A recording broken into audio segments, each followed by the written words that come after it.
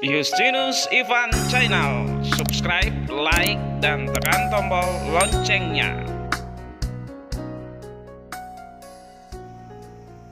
Hai untuk kelas 6, kembali lagi bersama Bapak Justinus terbuat di pembelajaran PKN kita pada pagi hari ini.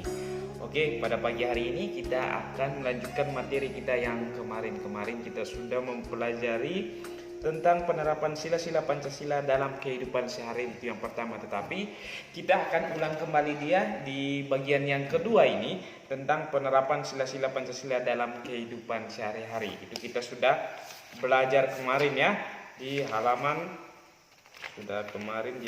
berapa?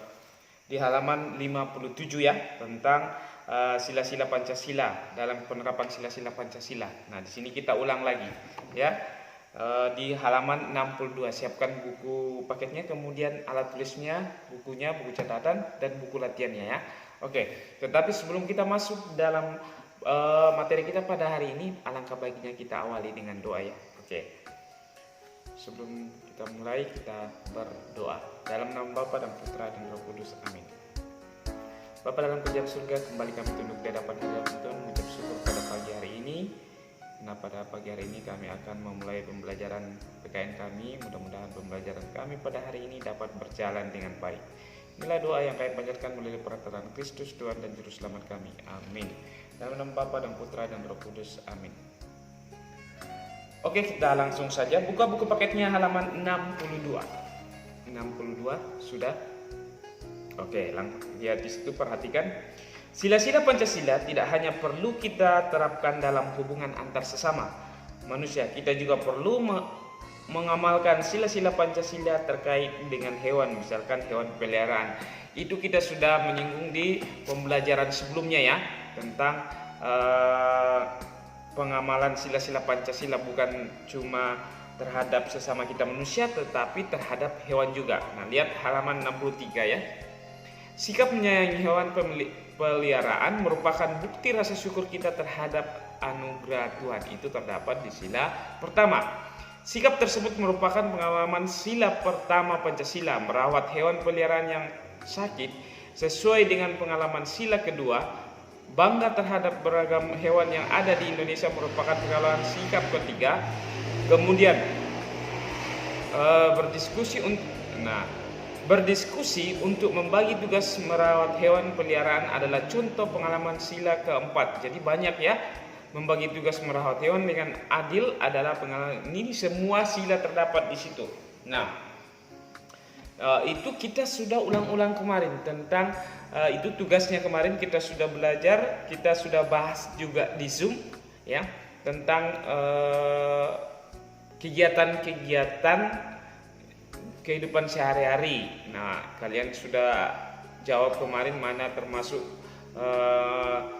di sila pertama, kedua, ketiga, keempat, kelima, itu sudah ya. Nah, di sini lihat di sini, ayo berlatih, perhatikan di buku paketnya halaman 63. Bacalah cerita berikut dengan seksama. Selanjutnya diskusikan pertanyaan yang diberikan.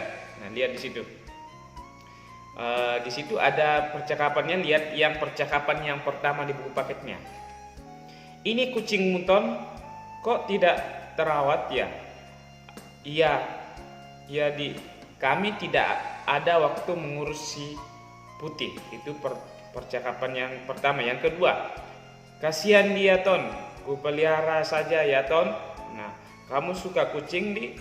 Nah, itu ya. Percakapan yang kedua, iya Ton, keluargaku suka sekali kucing. Oke, ditolong pelihara si putih dengan baik ya.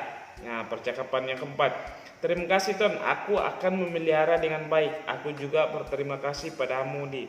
Nah, lihat di situ pertanyaan. Nah, bagian A, bagaimana pendapatmu terhadap sikap kedua tokoh dalam cerita tersebut? Itu bagaimana pendapatmu? Ya, ini kamu tentang cerita ini bagaimana pendapatmu di situ? Bagian B, apa sila Pancasila yang diterapkan dalam cerita tersebut? Nah, ini pertanyaan seperti yang tugas kalian kemarin. Nah, sila Pancasila yang diterapkan dalam cerita itu sila keberapa? Kemudian kamu jelaskan kenapa dia masuk di sila pertama, kedua, ketiga, atau keempat, lima. Ya, kamu jelaskan.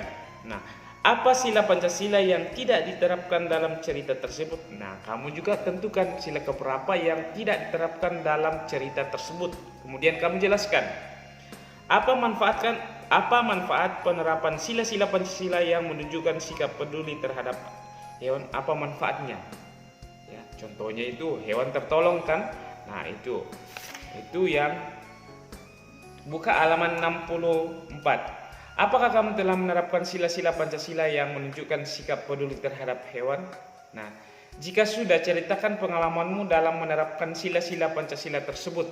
Nah, jika ada pengalamanmu untuk menolong hewan, jika pernah, kamu ceritakan di situ. Kemudian bagian B, jika belum, ceritakan cara rencanamu untuk menerapkan sila-sila Pancasila yang menunjukkan sikap peduli terhadap hewan di sekitarmu. Ini gampang ya. Jadi kamu kerjakan 2 nomor ini ya. Baru tulis di buku tugasnya. Nanti Bapak periksa ya. Nanti kita bahas, kalau kita jadi Zoom besok kita akan bahas nantinya. Oke, sampai di sini pembelajaran kita PKN pada hari ini. Mudah-mudahan kalian paham lagi tentang penerapan sila Pancasila dalam kehidupan sehari-hari. Itu kita sudah 2 kali ya untuk belajar tentang penerapan sila Pancasila. Nah, nanti di pertemuan besok kita akan bahas soal itu, dan ada lagi tetap di pertemuan selanjutnya di halaman 70 nanti itu adalah penerapan sila-sila Pancasila dalam kehidupan sehari-hari. Itu ke bagian ketiga lagi ya. Oke, sampai di sini pembelajaran kita pada hari ini. Mudah-mudahan kalian lebih paham lagi tentang penerapan sila Pancasila dalam kehidupan sehari-hari. Sampai ketemu untuk besok untuk adakan Zoom. Mudah-mudahan tetap bersemangat di rumah. Bapak ingatkan tetap jaga kesehatan. Salam sehat. Dadah.